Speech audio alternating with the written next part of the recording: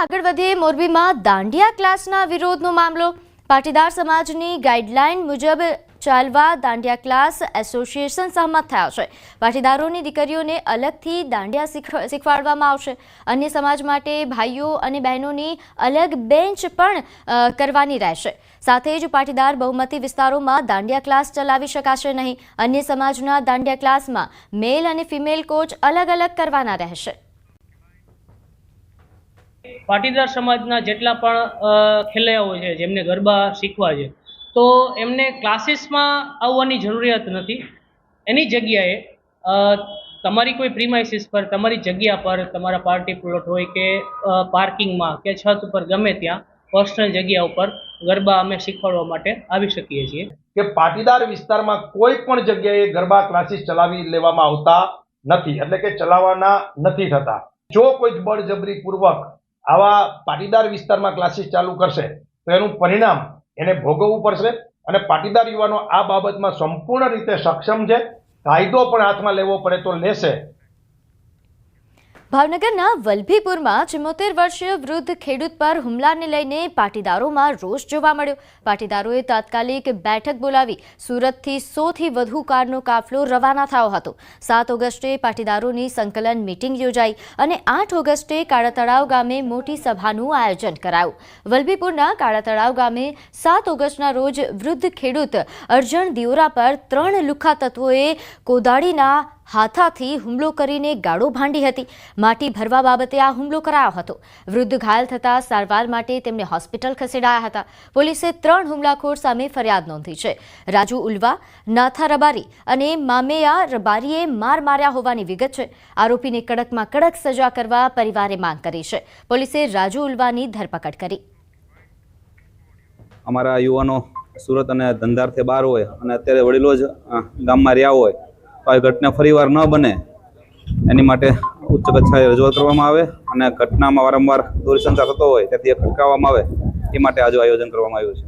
વોકળામાંથી પાળો ચડાવવા માટે માટી લેવાની બાબતમાં આ ગામના જ અસામાજિક તત્વો એ માર માર્યો છે, ઢોરમાર માર્યો છે અને અસભ્ય ભાષામાં એમની સાથે વર્તન કર્યું છે। ત્યારે આવા સિનિયર સિટીઝન સાથે આ પ્રકારનું વર્તન એ ખરેખર ખૂબ નિંદનીય છે અને આજુબાજુના તમામ તાલુકાના લોકો, ખેડૂતો અહીં ઉપસ્થિત થઈ અને જે રીતે આ અસામાજિક તત્વોનો જે ત્રાસ છે આ વિસ્તારની અંદર એ ત્રાસને ડામવા માટે અને લોકોને લોક જાગૃતિ આવે એટલા માટે આ કાર્યક્રમનું આયોજન કરવામાં આવ્યું છે। ભાવનગર જિલ્લાના વલભીપુર ગામમાં આધેડ પર હુમલાના આરોપીને સ્થળ પર લાવીને રીકન્સ્ટ્રક્શન કરાયું। 2 દિવસ પહેલા કાળા તળાવ ગામના અર્જણભાઈ દિયોરા નામના આધેડ પર રાજુ નામના શખ્સે હુમલો કર્યો હતો, જેનો વિડીયો વાયરલ થતા સમગ્ર પાટીદાર સમાજમાં તેના ઘેરા પડઘા પડ્યા હતા। આ બનાવ બાદ આરોપીને પકડી સ્થળ પર લાવીને રીકન્સ્ટ્રક્શન કરવામાં આવ્યું હતું। આરોપીના વિરુદ્ધમાં લૂંટની કલમ છે એ પણ ઉમેરવામાં આવી છે। તેમજ આરોપી જે માર માર્યો છે અને લૂંટની જે ઘટના છે એ તમામ ઘટનાને લઈ અને આજે બનાવની જગ્યાએ રીકન્સ્ટ્રક્શન પંચનામું છે એ કરવામાં આવેલ હતું। તો વડોદરાના ડભોઈના મોતીપુરા ગામે ગન્નીત પેપર ફેક્ટરીમાં ભીષણ આગનો બનાવ સામે આવ્યો। આગના પગલે ડભોઈ, બોડેલી અને વડોદરા ફાયર બ્રિગેડની ટીમ ઘટના સ્થળે પહોંચી હતી। પુઠ્ઠા બનાવતી ફેક્ટરીમાં અચાનક ભીષણ આગ લાગી। મોડી રાત્રે આગ લાગતા ભારે અફરાતફરી મચી હતી। આગ પર કાબુ મેળવવાના પ્રયત્નો શરૂ કરાયા હતા। આગ લાગવાના કારણો હજુ અકબંધ છે। તો મોતીપુરા ગામ પાસે પેપર ફેક્ટરીમાં આગનો આ બનાવ બન્યો હતો। નોંધ્ય છે કે પેપર ફેક્ટરી હોવાથી આગે વિકરાળ સ્વરૂપ ધારણ કર્યું હતું। જો કે ફાયરની ટીમો દ્વારા આગ પર કાબુ મેળવવાનો પ્રયાસ હાથ ધરવામાં આવ્યો હતો અને ભારે જહેમત બાદ આગ પર કાબુ મેળવાયો।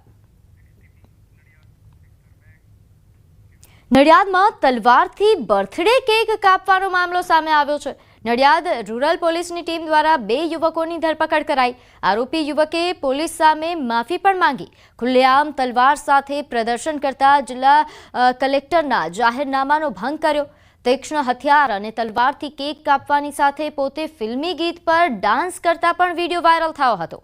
નડિયાદના બિલોદરા ચોકડી પાસે ખુલ્લા ખેતરમાં બર્થડે પાર્ટી ઉજવવામાં આવી હતી। સોશિયલ મીડિયામાં આ વિડીયો વાયરલ થતા નડિયાદ પોલીસ સ્ટેશનમાં ફરિયાદ દાખલ કરવામાં આવી હતી। મારું નામ વિકાસ આહિર છે. કાલે મારો જન્મદિવસ હતો, જેમાં અમે બધા ભાઈબંધોએ ભેગા થઈને કેક કાપવાનો પ્રોગ્રામ કર્યું હતું. જેમાં મેં તલવારથી કેક કાપી હતી. એ મારી ભૂલ છે. મેં કલેક્ટર સાહેબનો જાહેરનામાનો ભંગ કર્યો અને હું લોકોને અપીલ કરું છું કે આવું કોઈ પણ જાતની ઉજવણીમાં હથિયાર કાઢવા નહીં. હું આવી લોકોને અપીલ કરું છું કે આવું કંઈક કરવાનું નહીં પ્રસંગોમાં. વિકાસ સુરજીતસિંહ યાદવ તથા તેની સાથે જે આરોપી હતા પ્રદીપ કુમાર ઉર્ફે પપ્પુ દિલીપભાઈ વાઘેલા તથા અન્ય, જેણે તલવારથી કેક કાપીને બર્થડેની ઉજવણી કરી હતી, તેમના વિરુદ્ધ નડિયાદ રોડ પોલીસ સ્ટેશનમાં ગુનો દાખલ કરવામાં આવેલ છે. આરોપીઓની તાત્કાલિક ધરપકડ કરવામાં આવે છે અને તેમના ગુનામાં વાપરેલ હથિયાર તલવાર કબજે કરી આગળની કાર્યવાહી ચાલુ છે. ગુજરાત એટીએસે બોગસ વિઝા બનાવી આપતા 4 લોકોની ધરપકડ કરી છે. લક્ઝમબર્ગ અને અન્ય દેશોના બોગસ વિઝા બનાવી આપતા હતા. આરોપી તબરેજ, મયંક ભારદ્વાજ, તેજેન્દ્ર ગજ્જર અને મનીષ પટેલની ધરપકડ કરવામાં આવી છે. આ લોકો અલગ અલગ લોકો પાસેથી લાખો રૂપિયા વસૂલ કરી નકલી વિઝા બનાવી આપતા હતા. મુખ્ય આરોપી તરબેજ હોવાનું સામે આવ્યું છે.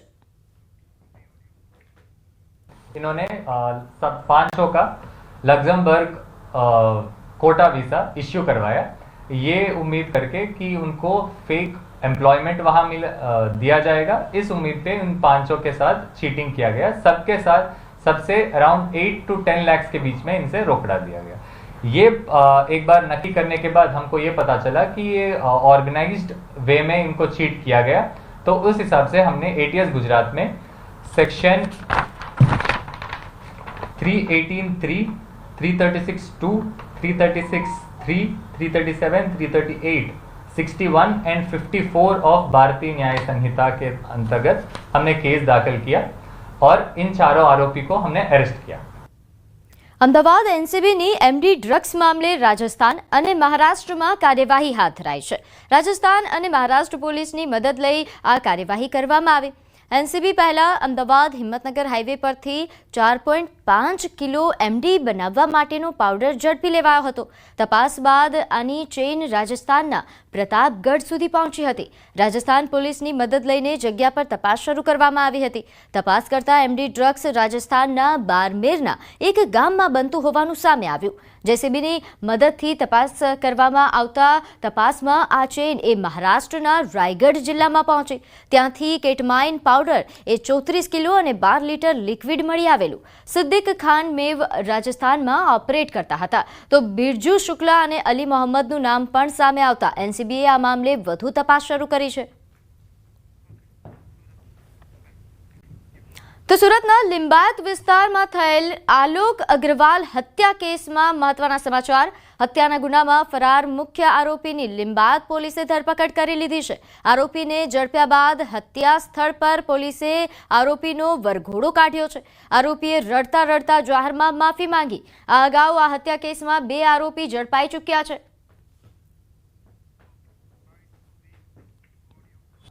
3 વ્યક્તિઓ છે એ લોકોએ કબૂલાત કરી છે કે એની સાથે અન્ય એક વ્યક્તિ અશફાક ઉર્ફે કૌવા છે. એ કૌવાના કહેવાથી આ લોકોએ હત્યા નિપજાવી હતી.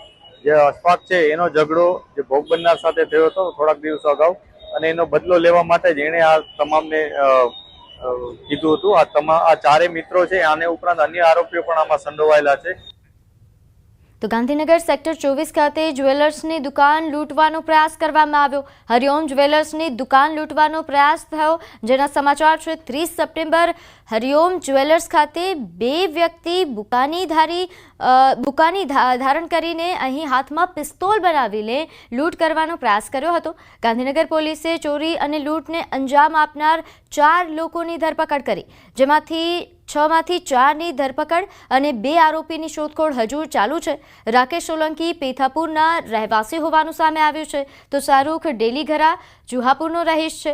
ગજેન્દ્ર પરમાર એ પેથાપુરનો રહીશ હોવાનું સામે આવ્યું છે. પોલીસ ધરપકડ કરેલા ભાવેશ ચૌહાણ એક કલોલનો રહેવાસી છે. સેક્ટર 23માં વસતા ગૌરાંગ વાઘેલા હજુ પોલીસ પકડથી દૂર છે. તો મધ્યપ્રદેશના છોટુ યાદવને પણ શોધવા માટે પોલીસે તજવીજ હાથ ધરી છે.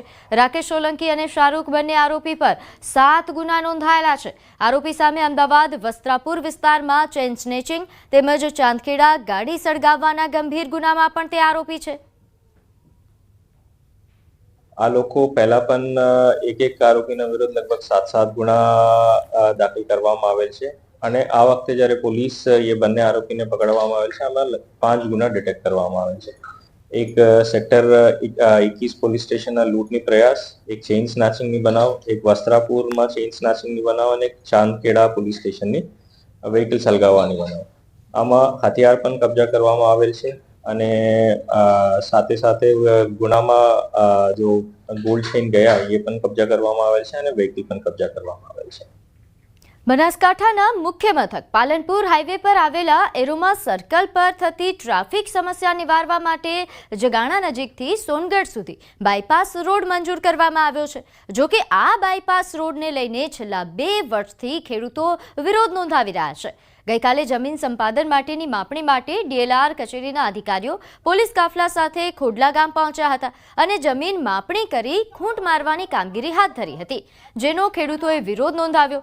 ખેડૂતોએ આક્રોશ વ્યક્ત કર્યો હતો કે બાયપાસ રોડનો અમારે કોઈ વિરોધ નથી. આ બાયપાસ રોડ 80 થી 100 મીટર પહોળો બનાવવામાં આવનાર છે, જેને લઈને ખેડૂતો વિરોધ નોંધાવી રહ્યા છે. કેટલાકે પાણીના બોર નીકળી જતા પાણી વિના બનવાની ભીતિ પણ વ્યક્ત કરી છે. ખેડૂતોની માંગ છે કે રોડની પહોળાઈ ઘટાડવામાં આવે. ખેડૂતોને પૂછવા નથી રહેતા, ખેડૂતો ના કહે તો આ મોટા અધિકારીઓ છે ને એ માફ કરે છે. કોઈ ખેડૂતનું અભતા જ નહીં. મારી જમીન 7 વીઘા જાય છે, જમીન રહેતી જ નથી. શું કહેશો, કેવું વળતર માંગો છો? મારે બજારના ભાવે વળતર જોઈએ તો અમે બીજા જગ્યા લઈ ગયે. અંબાજી આદિજાતિના વિદ્યાર્થીઓના જાતિના દાખલાઓનો મામલો સામે આવ્યો છે. વિસંગતતાને લઈને દાંતા એમએલએ સહિત આદિવાસી લોકો દ્વારા વિરોધ પ્રદર્શન કરાયું. જિલ્લા પ્રભારી મંત્રી બળવંતસિંહને આવેદન આપ્યું છે. ધારાસભ્ય અને સમર્થકોએ રોડ પર ચક્કાજામ કર્યો. આદિવાસી વિદ્યાર્થીઓને જાતિના દાખલાઓને લઈને આ વિરોધ ચાલી રહ્યો છે. આદિવાસી લોકો પાસેથી 1950ના પુરાવા માંગવામાં આવે છે. દાખલા ન મળતા અનેક આદિવાસી વિદ્યાર્થીઓ નોકરીથી વંચિત છે. સરકાર વિરોધી સૂત્રોચ્ચાર સાથે રોડ પર તેમના દ્વારા વિરોધ દર્શાવવા ચક્કાજામ કરવામાં આવ્યો. તાજેતરની અંદર સરકારે 1950ના જે પુરાવા માંગવામાં આવ્યા છે એ પુરાવા ગામડાના બેઠેલા આદિજાતિના જે વસ્તી છે એમના પાસે પુરાવા થઈ શકે નહીં, હાજર હોય બી ના શકે. દાખલા નહીં મળશે તો સમગ્ર આદિવાસી દીકરીઓ જે ભણી રહ્યા છે ને એમને મહાન મોટું નુકસાન થઈ રહ્યું છે. આદિજાતિ દાખલા સિવાય કોઈ પણ જગ્યા ચાલતું નહીં. તો આણંદ જિલ્લાના ખંભાત પાલિકાની સામાન્ય સભામાં ઝપાઝપી થતા પોલીસ ફરિયાદ નોંધાઈ. ગતરોજ યોજાયેલી સામાન્ય સભામાં શાસક અને વિરોધ પક્ષ વચ્ચે મારામારી થઈ હતી. પાલિકામાંથી ભાજપ અને અપક્ષના 8 કાઉન્સિલરોના રાજીનામા વિવાદમાં હાઈકોર્ટે સ્ટે આપ્યો. જો કે આ મુદ્દે પાલિકાના ભાજપ અને કોંગ્રેસના કાઉન્સિલરો વચ્ચે ઝપાઝપી થઈ હતી, જે મામલે ચીફ ઓફિસરે વિરોધ પક્ષના 4 સભ્યો સામે ફરિયાદ નોંધાવી છે. ખંભાતના પ્રાણ પ્રશ્નો માટે અમારે છેલ્લા શ્વાસ સુધી લડવું પડશે, તો અમે છેલ્લા શ્વાસ સુધી લડીશું.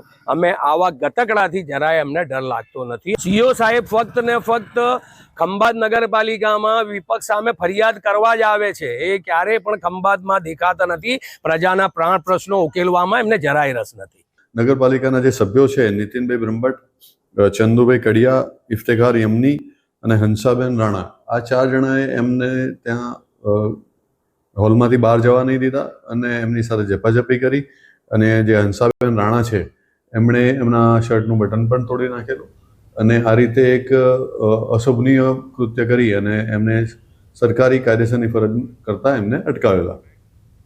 તો ભરૂચમાં વિદ્યુત કામદાર સંઘે યુવરાજસિંહનો ઉગ્ર વિરોધ કર્યો. તાજેતરમાં યુવરાજસિંહે જેટકો કંપનીમાં ભરતી પ્રક્રિયાને લઈને આક્ષેપ કર્યા હતા.